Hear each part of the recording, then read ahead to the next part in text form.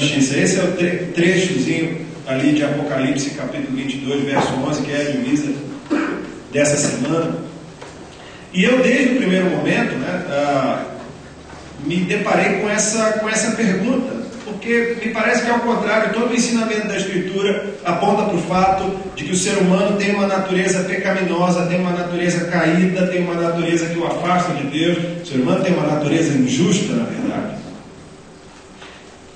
E de outro lado, a Bíblia ensina que é possível ser justo de alguma forma na medida em que Cristo opera a sua justiça em nós. Então, de verdade, a gente tem um conflito aí. É verdadeiramente um conflito saber como esse ser humano, que por sua natureza é injusto, é desafiado por Deus a viver a justiça de Jesus Cristo. Como é que a gente consegue fazer isso? Como é que a gente consegue permanecer na prática da justiça, mesmo tendo uma natureza que não é justa? Na verdade, esse conflito é o conflito da própria existência cristã. Esse conflito é o conflito da própria caminhada que a gente tem como seguidor de Jesus Cristo. Você que está aqui nessa noite, que reconhece a Jesus Cristo como seu Senhor e Salvador, que caminha com Ele, tem com você esse conflito também. A necessidade de viver essa justiça como expressão do reino, apesar de ter uma natureza que caminha no sentido contrário. Mas como é que é isso, pastor? A gente está na igreja, a gente tem uma natureza que caminha no sentido contrário. Desculpe, irmão, mas é uma desgrama essa vida humana. É assim, a gente já conhece Jesus, a gente já sabe o que é o certo, a gente já sabe qual é o caminho a seguir, mas a Bíblia diz que ainda assim, a gente tem uma força que luta dentro de nós, que nos puxa para o sentido contrário da vontade de Deus. O apóstolo Paulo experimenta isso, experimenta esse conflito da alma humana por sua renovada, não sei nem falar de qual. Esse conflito da alma humana por sua renovada natureza justa neste presente século, o apóstolo Paulo experimenta isso na prática. Se você ler os capítulos 7 e 8, especialmente o capítulo 7 da sua carta aos Romanos, Paulo está falando disso. Como é difícil ter que viver essa justiça e quando eu olho para dentro de mim mesmo, eu não a encontro dentro de mim mesmo. Como é difícil ter que entregar alguma coisa que eu não encontro dentro de mim mesmo, como diria aí o conhecido poeta sacro de Javan, sabe lá o que é não ter e ter que ter para dar. Ele se pergunta. É difícil quando alguém espera algo de você e você não tem aquilo que é necessário se dar. Esse é o desafio que a gente tem como cristão. Como fazer então? Como viver essa vida então? Como viver essa vida cristã? Como experimentar esse conflito na prática? A gente não tem opção. Ou você faz isso, ou você não vive a vida com Jesus Cristo. Eu creio que Paulo expressa esse conflito a partir de uma recomendação muito conhecida que eu gostaria de ler com você. São os 2 primeiros versículos do capítulo 12 da carta aos Romanos. Não à toa eu escolhi Romanos, porque Romanos expressa, na minha humilde visão, de maneira mais radical, esse conflito de que estamos falando aqui. Romanos capítulo 12, versos do 1 ao 2. Eu creio que esse texto vai nos ajudar ou a entender ou a aguçar ainda mais esse conflito de que nós estamos falando. Eu não sei se eu tenho a mesma tradução e versão de vocês. Eu vou ler aqui e peço a você para acompanhar. É um texto bastante conhecido. Romanos 12, versículos 1 e 2. O texto diz assim: rogo-vos, pois, irmãos, pelas misericórdias de Deus, que apresenteis o vosso corpo por sacrifício vivo, santo e agradável a Deus, que é o vosso culto racional. E não vos conformeis com este século, mas transformai-vos pela renovação da vossa mente, para que experimenteis qual seja a boa, agradável e perfeita vontade de Deus. Que o Senhor nos abençoe com a sua palavra. Não vos conformeis com este século, transformai-vos pela renovação da vossa mente. Paulo está dizendo: olha, eu quero pedir pelas misericórdias de Deus que vocês vivam a vida que precisam viver. Eu quero pedir a vocês que vivam a experiência com Cristo, por mais contraditória que ela possa parecer, por mais desafiadora que ela possa ser, que vocês vivam isso. Não deixem de viver este conflito que é a caminhada cristã, mas entendam quais são as dificuldades que são inerentes a essa existência. Então, quando eu penso nesse conflito da alma humana, na necessidade de viver a sua justiça, mesmo tendo uma natureza não justa por si só, eu vejo o apóstolo Paulo lutando com isso, com essa dificuldade, dificuldade, dizendo: a gente precisa viver a vida com Cristo, e essa vida com Cristo, a experiência da vida cristã, se constitui a partir de um tripé. Eu não posso fugir do trivial com o pastor presbiteriano e falar de 3 coisas nessa noite, né? Então a gente tem aí um tripé a partir do qual se constitui a vida cristã. Como viver essa vida? Como viver esse conflito no dia a dia? Eu creio que a gente deve viver a vida cristã, a caminhada cristã, experimentar esse conflito na prática a partir de 3 palavrinhas: resistência, transformação e dependência. É isso que eu vim falar com você nessa noite. Vida cristã é uma vida de resistência, de transformação e de dependência. Esse tripé ilustra esse conflito que nós vivemos. A vida cristã, para mim, é resistir. Resistir. Nós temos uma tendência muito grande à acomodação. Nós temos uma tendência muito grande a deixar as coisas como elas estão. É muito mais fácil não mexer nas coisas. É muito mais fácil deixar como está. Quando você vai liderar um ministério, quando você vai pastorear uma igreja, os primeiros momentos são aquela beleza. Você chega lá, mil maravilhas, né? Você tem novos desafios e é aquela alegria. Qualquer coisa que você prega, todo mundo te cumprimenta no final e fala que é uma bênção. É uma beleza. Quando você chega na igreja assim, é uma alegria, né? O pessoal te cumprimenta: pastor, que bênção. Vai passando um tempinho, os desafios daquele ministério, os desafios daquela igreja se apresentam para você. E aí você tem 2 opções. A primeira opção é: bem, eu vou enfrentar esses desafios, custe o que custar, e vou fazer aquilo que eu preciso fazer, ou eu vou deixar as coisas como estão e não vou mexer nisso aqui, né? E essa segunda opção sempre é a opção mais fácil. É sempre muito mais fácil deixar as coisas como estão. É sempre muito mais fácil se acomodar com as coisas. Mas não é isso que é a vivência do Evangelho. Eu sei, você tem uma natureza pecaminosa, você luta com essa natureza, a sua tendência mais forte é deixar ela ficar lá e aflorar, porque é mais fácil viver com ela, mas a vida cristã é uma vida de resistência. Nós precisamos resistir. Não vos conformeis, diz o apóstolo Paulo. Resista, não se acomode. E não se acomodar a quê? Resistir a quê? Bem, logo de cara, o apóstolo Paulo está dizendo, né? Não resistir a esse presente século. Primeira coisa a qual a gente precisa resistir, a primeira coisa com a qual a gente não pode se acomodar, é esse mundo que a gente vive. Este século, a palavrinha lá do texto bíblico indica toda uma forma de pensar, o espírito do seu tempo, né? É como se Paulo estivesse dizendo assim: gente, é o seguinte, vocês estão nesse mundo, esse mundo tem essa forma de pensar, esse mundo tem essa forma de encarar as coisas, e vocês não podem se acomodar com essa forma. Vocês precisam resistir a ela. Mas resistir é chato, irmãos, porque você fica contra a corrente, né? Todo mundo vai seguindo um caminho e você tem que se postar contra aquele caminho, e esse é um negócio chato demais. A gente pode fazer, olhar para isso sobre os mais variados aspectos, né? Quando você pensa aqui, tem bastante jovem aqui, é provável que estejam alguns que estão aí namorando ainda, é provável que tenha outros que estejam buscando. Quem não tem namorado ou namorada, levanta a mão aqui, por favor, tenha coragem. Quem não tem namorada, levanta a mão, tenha coragem. Pode levantar a mão, levanta, beleza. Pastor Éder no final vai fazer uma oração forte para resolver esse problema. Eu creio em milagres, eu creio que Deus vai fazer uma grande obra, né? Em alguns casos, deu para ver daqui, só pela graça do Pai mesmo, para essa obra ser realizada. Vamos ver, fazendo uma aplicação para essa área. O que a gente quer dizer resistir a essa forma de pensar no mundo? Por exemplo, as pessoas dizem: olha, não há problema nenhum em você usar o outro como objeto do seu prazer. Não tem problema nenhum em fazer isso. Não. Poxa, eu quero ficar com alguém. Eu estou lá numa festinha, todo mundo curtindo, e a menininha bonitinha está lá, e eu quero ficar com ela, trocar uns beijinhos e ir para casa sem nenhuma necessidade. Isso é um lugar comum, né? Isso é o que todo mundo diz. E é muito mais fácil se acomodar a esse modelo, porque todo mundo faz, e você se sente confortável quando você está no meio de todo mundo que faz a mesma coisa, né? É legal você ir com a galera. Não, vamos lá, é bom isso. Por que eu digo que todo mundo tem que se tornar rubro-negro? Todo mundo tem que virar flamenguista? Porque é bom ir com a maioria, com a maior torcida do Brasil. É bom isso, né? Amém?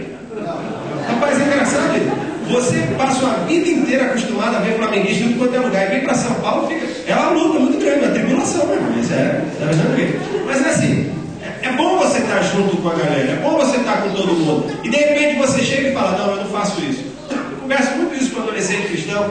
O desafio que é, às vezes a gente ignora as lutas dos adolescentes, né? O desafio que é para o cara remar contra a maré do contexto dele.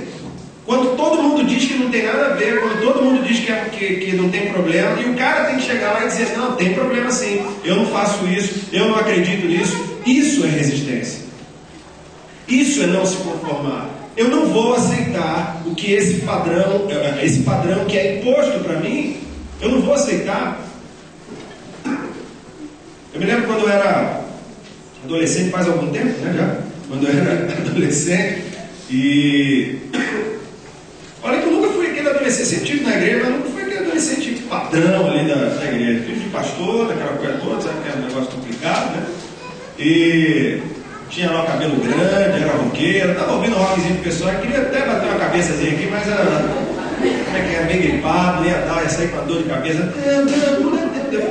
Eu olhei para ver se o pastor Ender ia bater a cabeça também, não bateu, eu falei, vou ficar na minha então.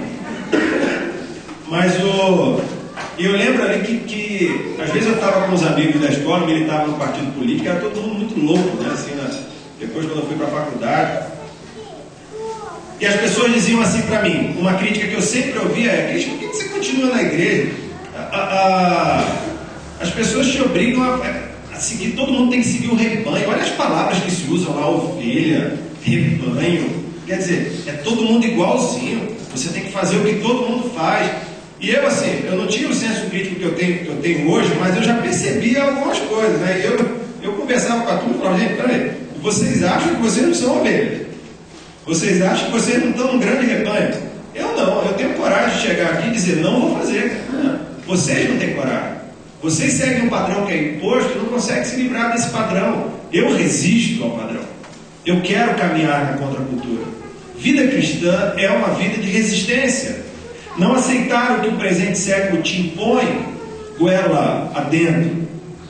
A gente pode aprofundar isso aí e dizer que a gente precisa também resistir, não apenas a essa cosmovisão, a essa visão de mundo que a gente tem hoje, mas também resistir a uma igreja que não reflita o projeto de Deus. Porque de repente você até faz muito bem esse papel de não, eu não me contamino com o mundo. Não tem esse negócio? Ah, pastor, a igreja tem essas coisas. Não escuta a música do mundo, né? Também com a música que você escuta, né? Minha música angelical, como é que é? Toda a música aqui desse mundo mesmo, né? Queria saber se tem outro ali. Se você vier para mim e falar assim, escutei uma música que não é desse mundo, eu vou ficar com medo de você. Não, cara. Eu pensei, é uma assombração, fantasma, né? Não, as coisas do mundo. Talvez você resista bem ao mundo, né? Mas será que você resiste bem a uma igreja que não é aquela igreja que reflete o projeto do Reino de Deus? A igreja brasileira que nós temos hoje, que cresce tanto, eu falava domingo passado lá na igreja, mais nova pesquisa, disse aí que o Datafolha, nas últimas semanas, apontou um crescimento ainda maior dos evangélicos. De 2010, que foi o censo, para cá, para 2013, já deu um salto, já, e junto com uma queda no número de católicos romanos. Será que essa igreja brasileira, essa igreja evangélica brasileira, reflete como um todo aquilo que é a vontade de Deus para nós? Algumas semanas atrás, eu e minha esposa estávamos assistindo televisão, zapeando, passamos no canal de uma determinada igreja, eu não vou citar o nome aqui da igreja, mas é um pastor que tem uma mão muito grande, e ele estava ali naquela comunidade, né? E de repente o cara apresentou, meu irmão, você está com dificuldade financeira, esse mês a sua dificuldade financeira vai ser resolvida. Não sei se é o seu caso, mas eu escuto essa coisa e logo me atrai, né? Esse negócio de sua dificuldade financeira vai ser resolvida, eu já, opa, peraí, né?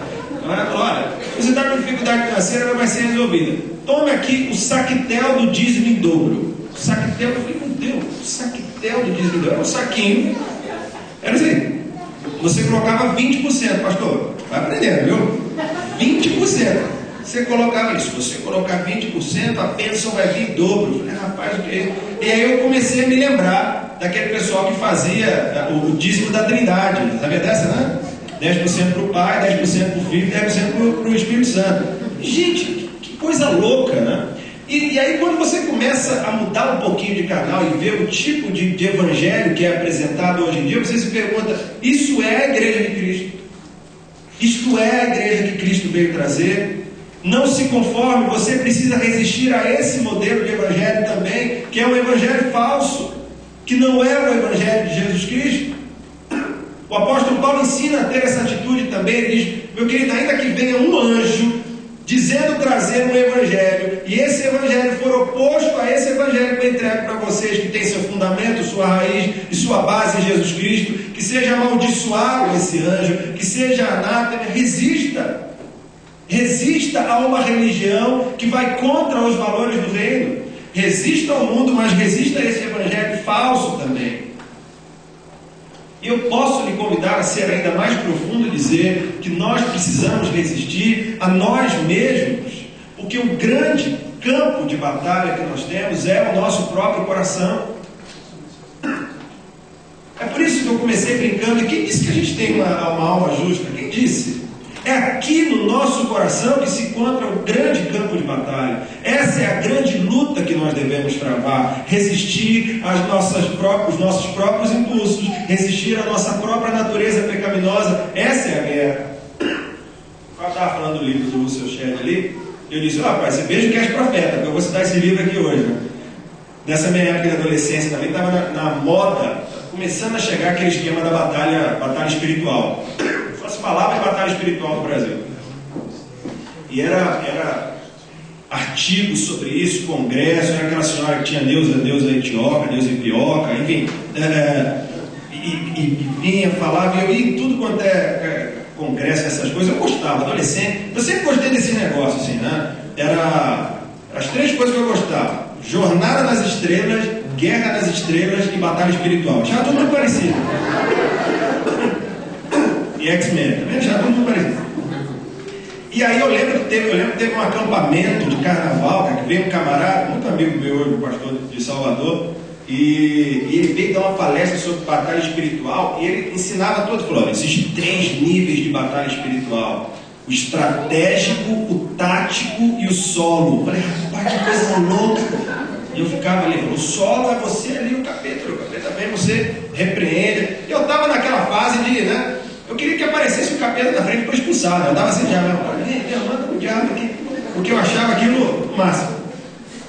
E aí tudo quanto era livro sobre o assunto eu ia ler, cara. Tudo quanto era livro que aparecia eu pegava. Um dia eu vi esse livro, O Mundo, a Carne e o Diabo. Eu falei: ah, mas esse aqui mesmo, esse aqui deve falar bastante do capeta, do Russell Shedd.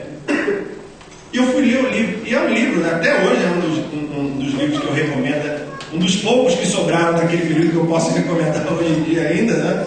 Um livro muito sereno. E o Shedd já dizia naquela época, dizia: o seu principal inimigo é o seu próprio coração, ele é o seu principal inimigo. A sua natureza pecaminosa é o seu grande inimigo.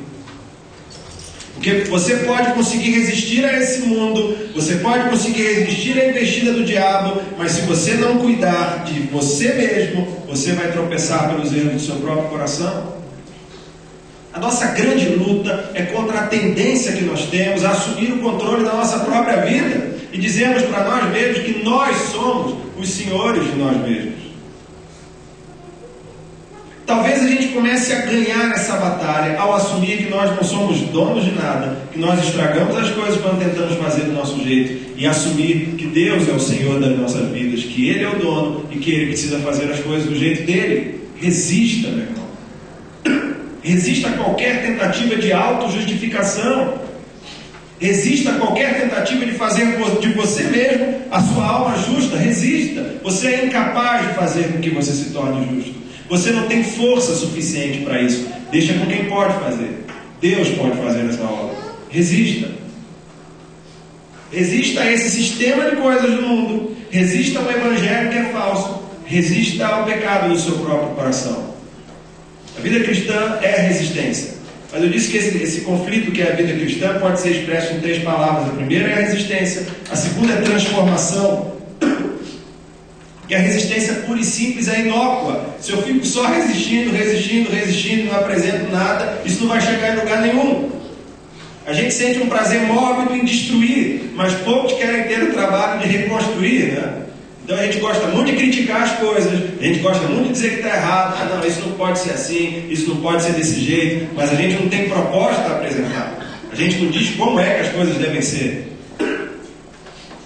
Quando vem um irmãozinho falar: pastor, não gostei disso, não gostei daquilo, eu já vou logo de cara, meu irmão, então me diz como é que tem que fazer. Me diz. Porque se você não sabe como é que tem que fazer, então dá uma maneirada aí na crítica, né? Não basta você resistir. O cristianismo é uma fé de resistência, mas também é uma fé de reconstrução, de transformação. Não basta lutar por resistir, é preciso transformar. Não vos conformeis com este mundo, não vos conformeis com este século, mas transformai-vos. Resista, e ao resistir, transforme. Então a gente pode fazer o mesmo caminho que fez, né? Começando do último. Nós precisamos transformar nós mesmos. Não vai ser com a sua força, não vai ser com a sua garra, vai ser pelo poder de Deus. Mas é preciso haver uma transformação no seu coração. A gente tem assistido um crescimento do número de evangélicos no Brasil, mas é um crescimento meio mascarado, porque eu não sei se você acompanhou as pesquisas, o resultado do censo. Tem crescido o número de evangélicos porque tem crescido um segmento chamado evangélicos sem filiação eclesiástica. São pessoas que você pergunta para ele assim: qual é a sua religião? Ele diz: eu sou evangélico. Aí você diz: de que igreja você é? Não sou de igreja nenhuma, não. Mas como é que é isso? Como é que você é evangélico sem ser de igreja nenhuma? Não sou evangélico. Minha mãe é evangélica, meu pai é evangélico, eu fui criado numa igreja evangélica. Se for presbiteriano, ele vai dizer: eu fui batizado na igreja evangélica. Se for batista, tem um cuidado maior com a água, vai dizer: por que eu não jogava em criança, né? Só no adulto, né? Se bem que eu estava falando com o pastor Carlos, uma profunda discussão teológica que a gente estava tendo ali antes de começar o culto, que nós presbiterianos batizamos por aspersão, porque nós temos uma consciência ecológica muito correta, né? Vai usar tanta água, assim, você vê ali, ó, quantidade de água. Usa um tiquinho só, tá bom, a água está acabando nesse universo, mas enfim. Seja você batista ou presbiteriano, né? Não, fui batizado na igreja, eu ia à igreja, fui apresentado na comunidade, sou evangélico. Mas como é que é isso? Porque você se diz evangélico. Você é evangélico? Você é? Eu comecei a falar negócio de batista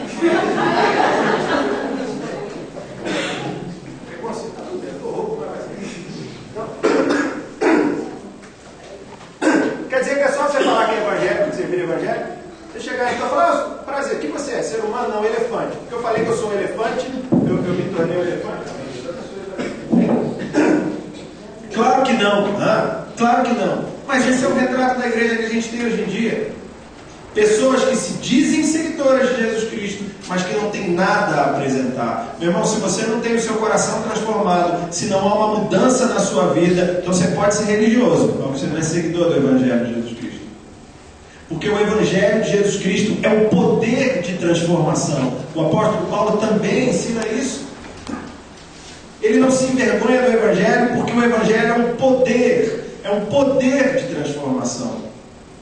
Se não há mudança no seu coração, meu irmão, se não há transformação no seu coração, se você é o mesmo de quando você dizia que teve uma experiência com Jesus até hoje, então você não teve uma experiência com Jesus ainda, porque essa experiência transforma a gente, muda a gente.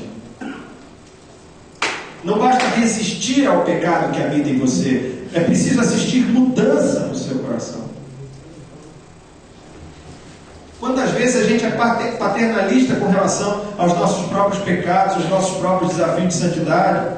E a gente diz assim: não, eu erro, mas Deus me perdoa, Ele é gracioso, não, vou mudar.